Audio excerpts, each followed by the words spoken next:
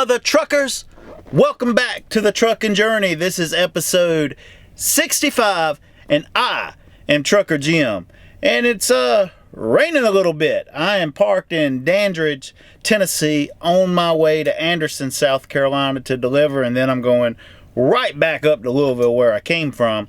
But I am on the edge of Hurricane Irma. Yeah.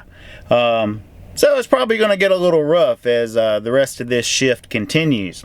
But I've done something that I haven't done, heck, in months. That's right. Trucker Jim's wearing pants today. Because it's a little chilly, people.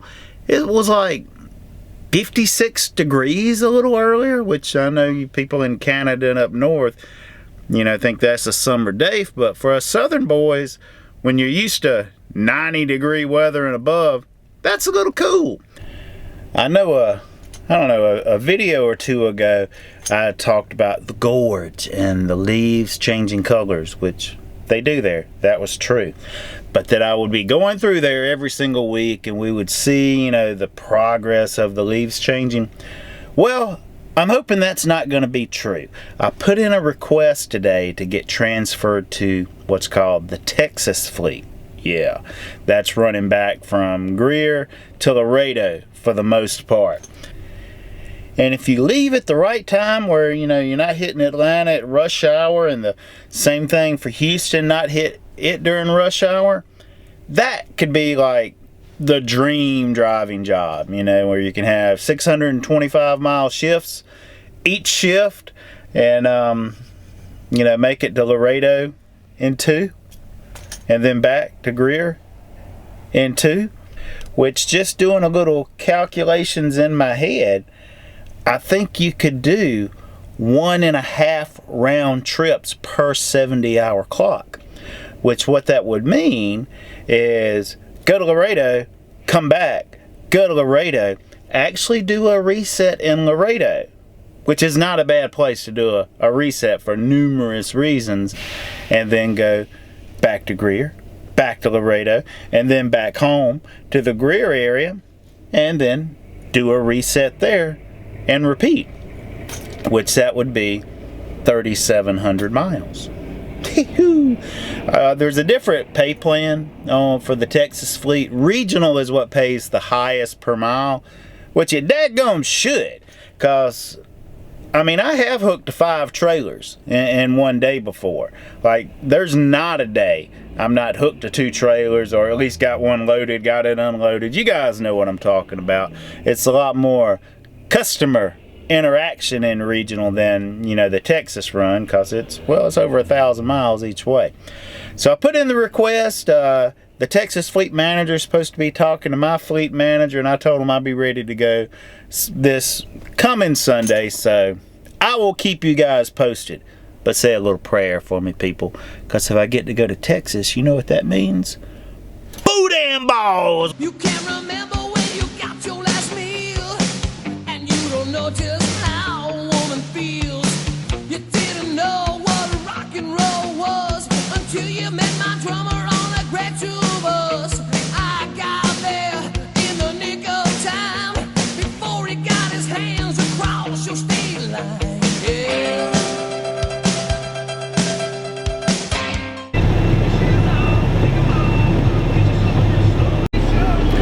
It's not so rough right now, but there are leaves and stuff like everywhere here in Anderson. I hadn't heard there's any kind of tornado or whatever, but the remnants of Irma, or I guess it's technically still Irma. I don't know if it's like a tropical depression or whatever, but yeah. But I'm getting ready to drop this trailer, get my bills signed by the receipt. What is making that damn beeping noise? Yeah, this is a bit of a maze in here. They gave me a map. There's like 3 or 4 turns to get to where I'm dropping this trailer.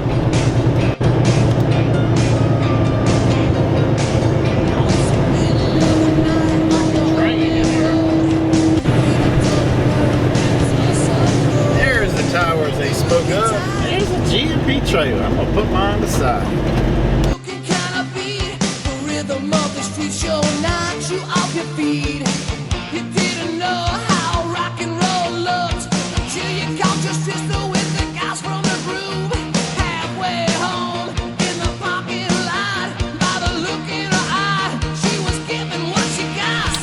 It is time to get under another load. I am here at Michelin, hooked up to some tires. But let me show you guys something. I only notice this when I'm hauling tires, but does it seem like the walls of the trailers are bulging out a bit? I would say it does, because, well, they are. But the way tires are in the back of the trailers, they're not on pallets or in boxes. There's just a whole bunch of tires, you know. The trailer's full of tires. And when they unload them, you know, there's 2 or 3 guys, but they're, you know, slinging tires out of the trailer to each other. But I guess they've got them packed, really packed in there, because is it just me, or you guys see it too, or have any other truck drivers noticed? It always seems like they're bulging out a bit.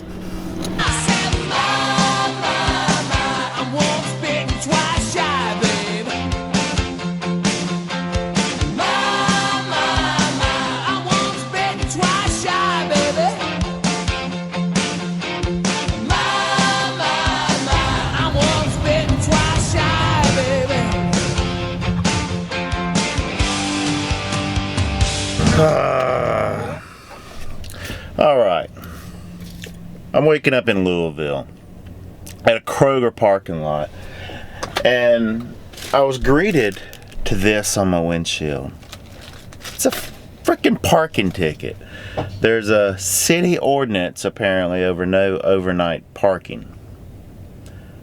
I didn't notice the signs, but I got one anyway. It's $25, but that kind of sucks. But yes, why are you parking at a grocery store in Louisville, Jim?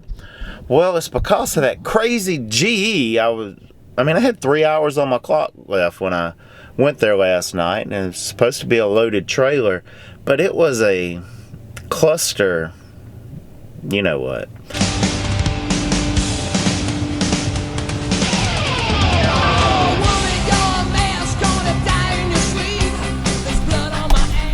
All right, here I am again at GE at the Appliance part with the same pickup number I started with yesterday. So hopefully this will go better.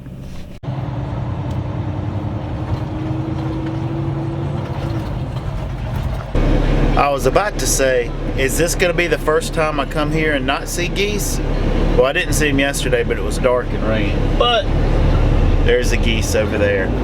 And I could shoot one too, from what I hear. Probably can't do that at GE though. No firearms allowed. And my list falls speed. Can't keep you home, you're messing around. My best friend told me you're the best lick in town. You didn't know that rock and roll burned, so you bought a candle and you lived and you learned. You got the rhythm, you got the speed. Mama's little baby likes it short and sweet. Well, I found my trailer and I'm hooked up to it, and I bet it was here last night, which I should have drove around and found it last night, but it was raining hard, it was dark. I was sort of tired from driving all day, but I'm getting ready to go check in and get my paperwork. But last night, it was one of the greatest examples of total incompetence that I've ever witnessed at a company. They were just not on their game by any stretch of the imagination. First they told me, okay, we can't find the paperwork. Then they told me, okay, we're going to have to reprint your paperwork. And they said it may take a couple hours. I'd like to print paperwork. How slow is your printer? Well, give us 30 minutes. And then I came back and waited. And meanwhile, there's a long line of drivers in the same little confined area, all having problems as well. And then they said, oh, sorry man, that one's already left. So I'm thinking, okay, a driver got in the, my load, there's another load. Well, just give me it. And if, well, we can't tell you what the number is. Your dispatch will have to give it to you. And the second number, same thing. So here I am now with the original number and the original trailer number given to me again to get. And the reason is because it's still here. I just hooked up to it. So I'm getting ready to walk in there. I won't take big boy camera. I'll just fill you guys in when I get back, all right?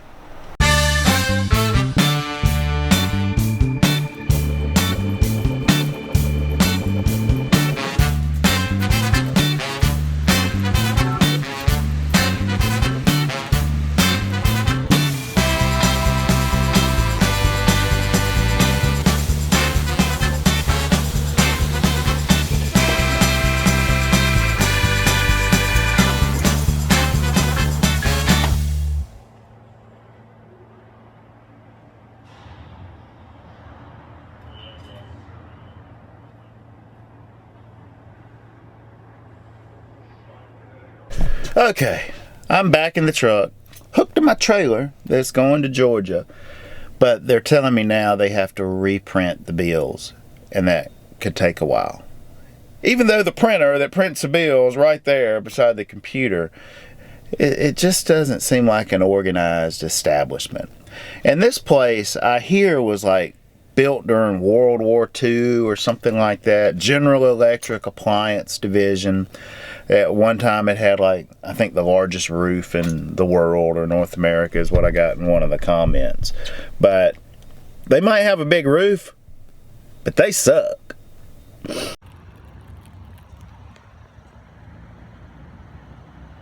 And I'm happy to report that my seal is correct. And I verified it this time because I don't want to stay here a second longer than I already have.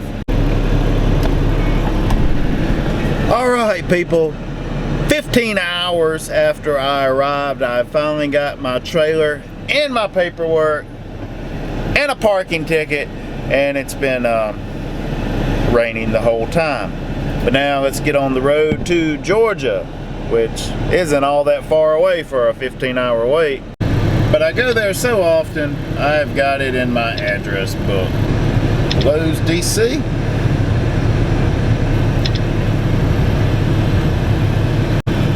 Alright, looks like we're going through Nashville. I'm once bitten, twice shy, baby. I'm once bitten, twice shy, baby. I'm once bitten, twice shy, baby.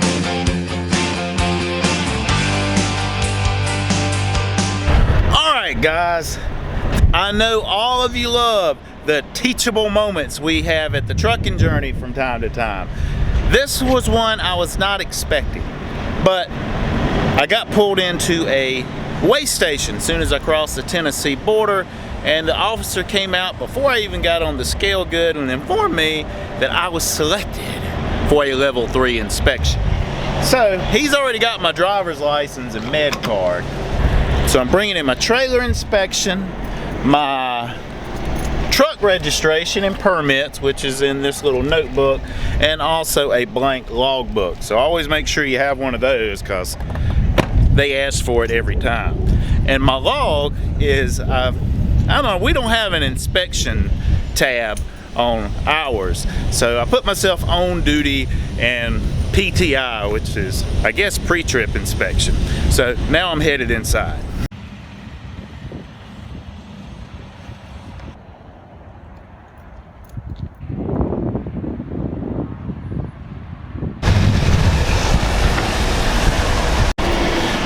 All right. Here you go, officer. 0041. But the first thing they do with your driver's license is just run it and make sure you don't have any warrants out for your arrest or any unpaid tickets or anything. And then they just check all your truck info to make sure everything's not out of date. And more than likely, he's going to follow me out to the truck, make sure the lights work and all that good stuff. And then he will give me a clean inspection report and I'll be on my way.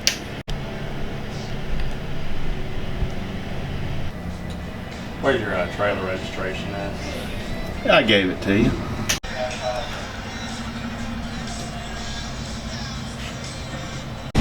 And now it's time for the inspection. Main thing he's going to do is take a look at my e-logs. That's why doing your pre-trip and post-trip is so important. And if you need me to show you anything, officer, just let me know. You're good, I got it. So did I pass, officer? Yeah, you passed. Now, a lot of your companies, not sure if your company does this, but if you get a clean level 3 inspection, they pay you a little bonus, anywhere from $25 to $50 is the norm on that. All right, you guys have a good day. All right, one tip that the officer wanted me to relay to you guys is make sure you have a blank logbook. And for you guys that are still on paper logs, to keep your log updated. Because if you don't, they'll get you. So I need to contact safety and send them a copy of this, because they've got to sign it and send it back into Tennessee within 15 days. But before I do any of that, I need to put my trailer paperwork back where it goes. Well, that, guys, is a clean level 3 inspection, which that's what you want to do. As far as the logs, and I've had a few inspections done since I've been a driver, the main thing they check is this: there's no log violations on there, which it records those sort of things, and that you're doing a pre-trip and a post-trip. And I think pre-trip is probably the most important thing, which there's nothing in the D.O.T handbook that says it has to be 15 minutes. Just that's what we were always taught, because on paper logs there wasn't any amount of time less than 15 minutes that you could count for anything on that. And you know, most of the time mine is approximately 15 minutes, somewhere between 10 and 15 minutes. And I've never had a DOT officer, you know, call me out on that and make a big deal of it.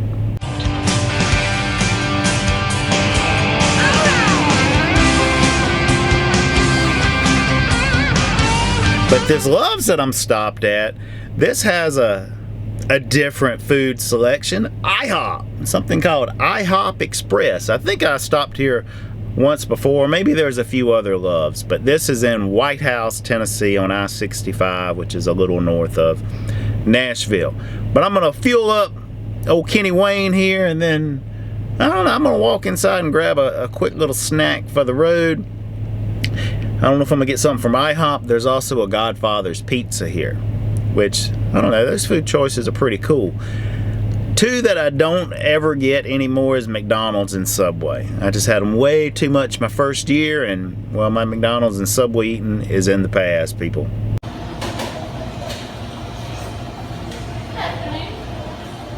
Hey there. I'm getting chicken and waffles. I know, right? You can't get that in truck stops. But you say there's how many IHOP Express? I said there's 4. I know you said 4, but she's like there's 15 of them. Yeah, I'll have to check on that for you. Okay, we'll let you know in the next episode. IHOP Express is pretty quick. While I was fueling, I ran in here and ordered, and then I went back out and pulled the truck up, and by the time I got back, my chicken and waffles were ready for me. So I put some butter and some hot syrup on it, and well, it's not gonna last long. Man, these waffles are so good. Surprise, surprise, look who it is, people. You've probably seen his comments before. This is Tennessee Kevin. Let me guess, you from Tennessee? Yeah. Right on. Love the show. Love the outtakes. One of these days, hopefully you get Boone back in the truck. But anyway, everybody subscribe to this page. Give them a thumbs up. Stay safe out there. Keep on trucking.